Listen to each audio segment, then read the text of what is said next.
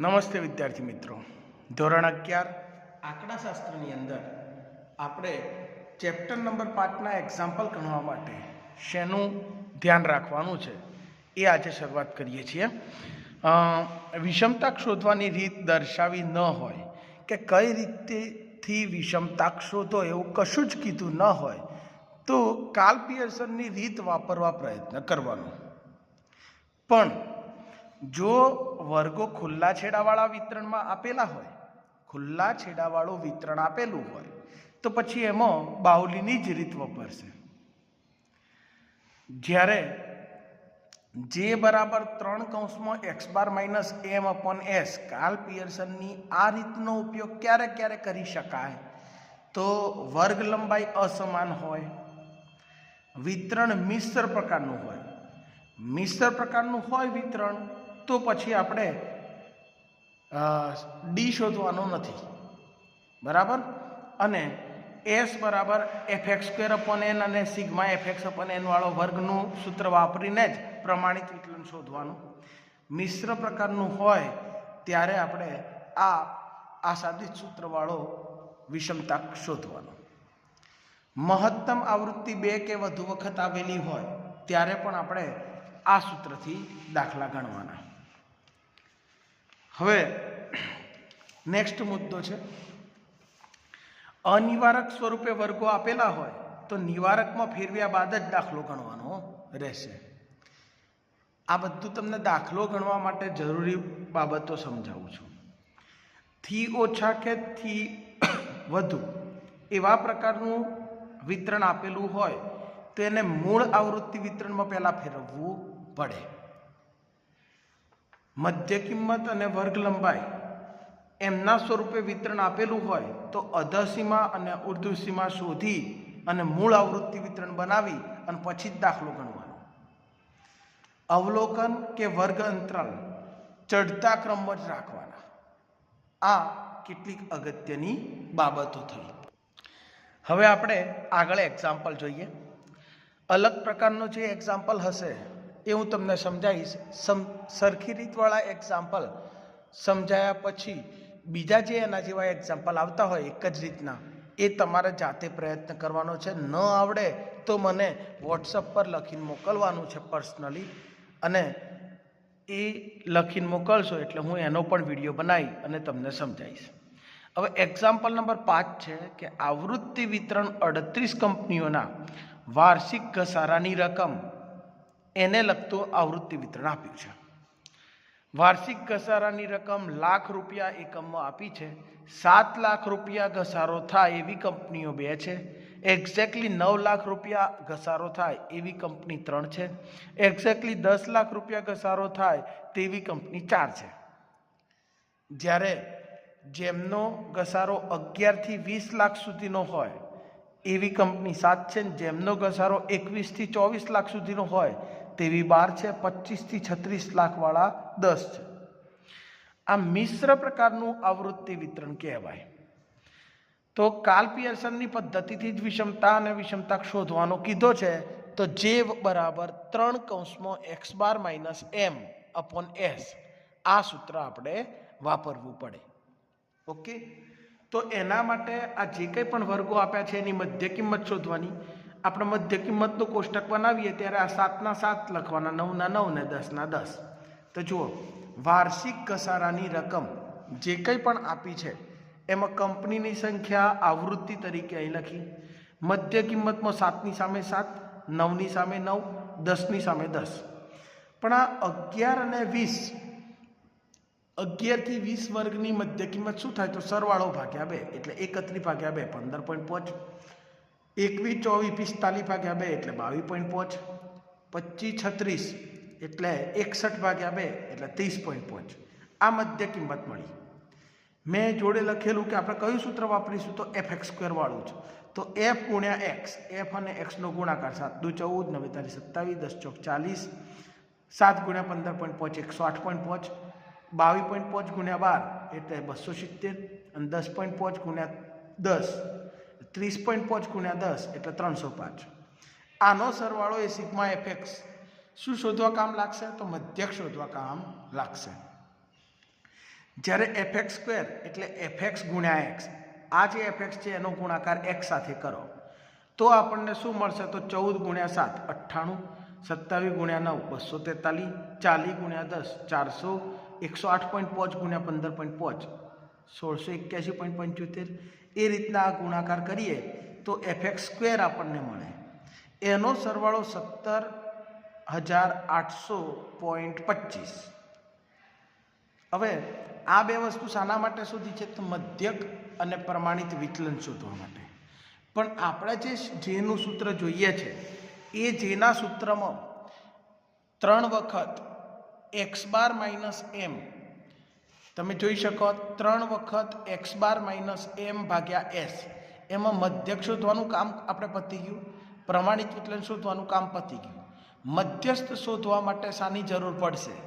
તો મધ્યસ્થ શોધવા માટે આપણે સંચયી આવૃત્તિની જરૂર પડે, CF. એના માટે 2 ના 2 લખીએ, પછી 2માં નીચેની આવૃત્તિ 3 ઉમેરીએ એટલે 5 થાય, 5માં નીચેની આવૃત્તિ 4 ઉમેરીએ એટલે 9 થાય, એમાં નીચેની 7 ઉમેરીએ 16 થાય, નીચેની 12 ઉમેરીએ 28 થાય, નીચેની 10 ઉમેરીએ તો 38. 38 કંપનીઓ અહીંયા નીચે આવી ગઈ.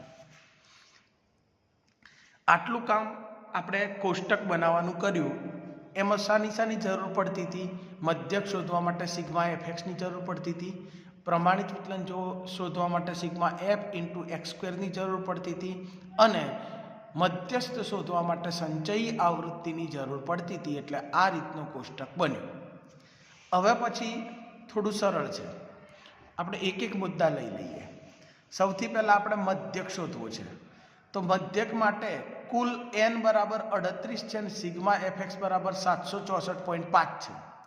એ બેઓનો ઉપયોગ કરી અને મધ્યકનું સૂત્ર x bar sigma FX upon n એટલે 764.5 ભાગ્યા 38 એટલે 20.12.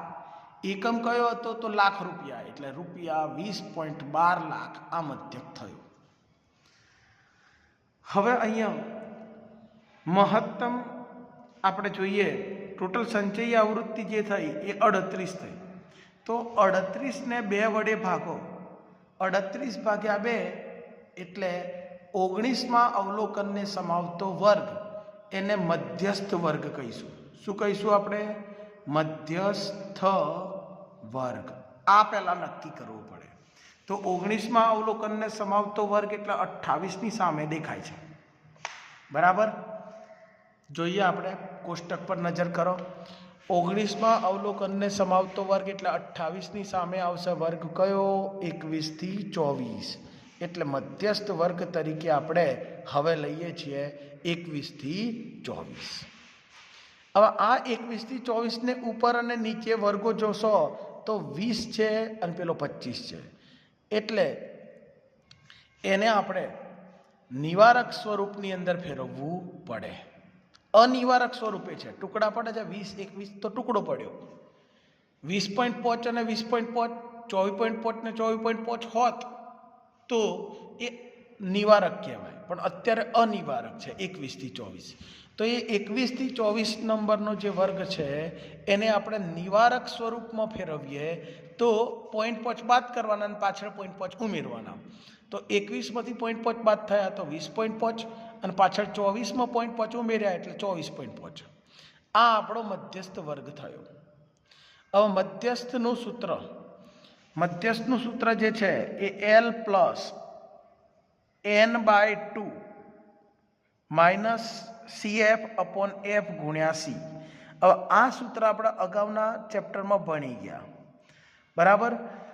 L એટલે મધ્યસ્થ વર્ગ જે બન્યો નિવારક સ્વરૂપનો, એની અધઃ સીમા બિંદુ, બરાબર? નીચલી સીમા ટૂંકમાં. તો 20.5 એ L થશે. પછી n/2 એટલે n બરાબર 38 હતા તો n/2 આપણને 19 મળ્યા. CF બરાબર 16. આ ખાસ સમજજો કે જે કંઈ પણ આપણો મધ્યસ્થ વર્ગ છે એના ઉપરના વર્ગની સંચયી આવૃત્તિને CF કહેવાય.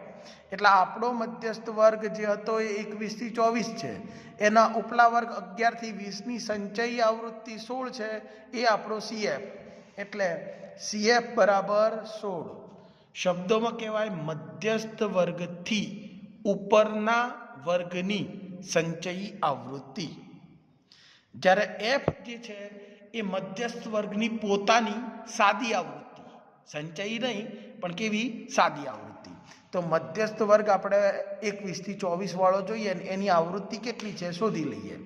તો 21 થી 24ની આવૃત્તિ છે આ 12, દેખાય છે 12.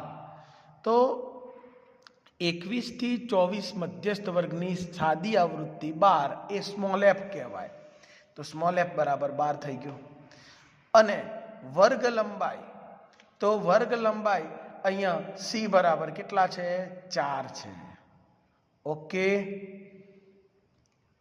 બરાબર 24.5 માઇનસ 20.5 કરો તો 4 વર્ગ લંબાઈ મળી.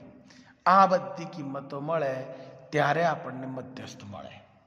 એટલે આ દાખલો છે ને 5 માર્ક્સમાં પૂછાય છે, એટલે ખાસ તૈયાર કરવાનું. આમાં મધ્યક શોધતા શીખવાડશે, મધ્યસ્થ શોધતા શીખવાડશે, પ્રમાણિત વિચલન શોધતા શીખવાડશે. એટલે અગાઉના ચેપ્ટરના 3 મુદ્દાઓ આવી જાય. અને સાથે સાથે વિષમતા અને વિષમતાક શોધવાનો. એટલે આ જમ્બો દાખલો 5 માર્ક્સનો થઈ જાય. તો મધ્યસ્થ શોધવાના સૂત્રમાં મૂકો. L એટલે 20.5, n/2 એટલે 19, CF એટલે 16, F એટલે 12 ગુણ્યા C એટલે 4. તો બધી કિંમત મૂકી. 20.5 19માંથી 16 જાય તો 3, 3 ચોક 12 ભાગ્યા 12 ઉડી ગયા એટલે 1, 20.5 વત્તા 1 એટલે 21.5 લાખ રૂપિયા. ઓકે, તો આપણને મધ્યક અને મધ્યસ્થ 2 કિંમતો મળી ગઈ. હવે આપણે પ્રમાણિત વિચલન પર ફોકસ કરીએ. ધ્યાન આપજો એના પર, સૂત્ર ઉપર ખાસ ધ્યાન આપજો. જો પાછલા ચેપ્ટરમાં કેટલાકને જો પ્રમાણિત વિચલન શોધતા ના આવડતું હોય તો અત્યારે ધ્યાન આપશે તો પણ આવડી જશે. પ્રમાણિત વિચલનનું સૂત્ર છે S બરાબર વર્ગમૂળની અંદર સિગ્મા F ગુણ્યા x². અહીંયા વર્ગ છે એ ખાલી x નો એકલો વર્ગ છે, તો F ગુણ્યા x² આપણે શોધેલો જ છે. 17,825 ભાગ્યા n એટલે 38, તો 17,825 ભાગ્યા 38 ઓછા સિગ્મા fx અપોન n નો વર્ગ, એટલે સિગ્મા fx 764.5 ભાગ્યા 38 જે મળે એનો વર્ગ. તો 20.12 નો વર્ગ 404.81, પેલો ભાગાકાર 468.43. આ બંનેની બાદબાકી કરો તો 63.62, એનું વર્ગમૂળ કરો 7.68 લાખ રૂપિયા. આ રીતે આપણે પ્રમાણિત વિચલન શોધીએ છીએ. હવે નેક્સ્ટ બાબત, આપણી પાસે જે વસ્તુ જોઈતી હતી એ બધી આપણે મેળવી લીધી. મધ્યક જોઈતો હતો એ મધ્યક આપણે મેળવ્યો. મધ્યક કેટલો હતો તો આપણે મધ્યક અહીંયા લખી રાખવું. તો x² તરીકે મધ્યક આપણે 20.12 લાખ રૂપિયા હતો. એકમ અહીંયા નથી દર્શાવતો, ત્યાં દર્શાવે જ છે. આ તો માત્ર તમારા કિંમતો મૂકતી વખતે સરળતા પડે એટલે અહીંયા લખું છું. તમારે પણ મધ્યક મધ્યસ્થને પ્રમાણિત લખાઈ જાય, શોધાઈ જાય એટલે પછી એક લાઈનમાં 3 લખી કાઢવાના. મધ્યસ્થ આપણો હતો 21.5 લાખ અને પ્રમાણિત વિચલન શોધ્યું 7.98. આ 3 કિંમતોનો ઉપયોગ વિષમતા અને વિષમતાક શોધવા કરવો પડશે. તો વિષમતાનું સાદું સૂત્ર SK. અહીંયા મિશ્ર પ્રકારનું આવૃત્તિ વિતરણ હતું એટલે આસાદિત સૂત્રવાળું વિષમતા શોધવાની. એટલે SK બરાબર 3 કૌંસમાં x² માઇનસ m. એમાં x² ની કિંમત 20.12 અને m ની કિંમત 21.5 મૂકો. તો -1.38 ગુણ્યા 3 એટલે -4.14. આ ઋણ છે એટલે આવૃત્તિ વિતરણનું અર્થઘટન કરીશું ને ત્યારે એ ઋણ વિષમ આવૃત્તિ વિતરણ છે એમ કહી શકાય. ઓકે, એટલે એને વિષમતાનો પ્રકાર પણ કહેવાય. વિષમતાનો પ્રકાર તો SK ઋણ છે, તેથી આપેલ આવૃત્તિ વિતરણ ઋણ વિષમ છે એમ કહેવાય. અને વિષમતાક છેલ્લું, વિષમતાક J બરાબર 3 કૌંસમાં x² માઇનસ m ભાગ્યા s. આ જે અંશ છે એ તો આપણી વિષમતા -4.14 ઓલરેડી શોધેલી રેડી જ છે, ભાગ્યા s છે 7.98, ભાગાકાર કરો તો -0.52. ઓકે, તો આ મિશ્ર પ્રકારનું જે આવૃત્તિ વિતરણ છે એના માટે આપણે આસાદિત સૂત્રવાળું સૂત્ર વાપરી અને દાખલો ગણી શકાય. તો આ 5મો દાખલો છે. એ જ રીતે આપણે 6થા દાખલાની અંદર થોડી સરળ છે, આખો દાખલો નથી સમજાવતો. 6થા દાખલા ઉપર ફોકસ કરો કે અહીંયા બધા વર્ગો આપ્યા છે, 0 થી 2, 2 થી 4, 6 થી 12, 12 થી 20. તો આમાં વર્ગોની વર્ગ લંબાઈ અલગ અલગ છે. વર્ગોની વર્ગ લંબાઈ અલગ અલગ હોય તો પણ આપણે આસાદિતવાળું જ સૂત્ર વાપરવાનું, એટલે કે મધ્યક, મધ્યસ્થ અને પ્રમાણિત વિચલનથી બધું કામ કરવાનું. ઓકે, તો આપણે પહેલામાં જે રીતના કરતા એ રીતના જ મધ્ય કિંમતો x શોધી કાઢો, fx સ્ક્વેર અને સંચય આવૃત્તિ, અને પછી આખો દાખલો સેમ ટુ સેમ આગળ વધશે. આ તમે જાતે પ્રયત્ન કરી ગણજો. જો ન આવડે તો મને વોટ્સઅપ પર મેસેજ કરજો, તો હું એનો પણ વિડીયો બનાવીને મોકલીશ. જે કંઈ પણ ભણાવું છું એ રેગ્યુલર ચોપડામાં લખતા રહેજો. Thank you.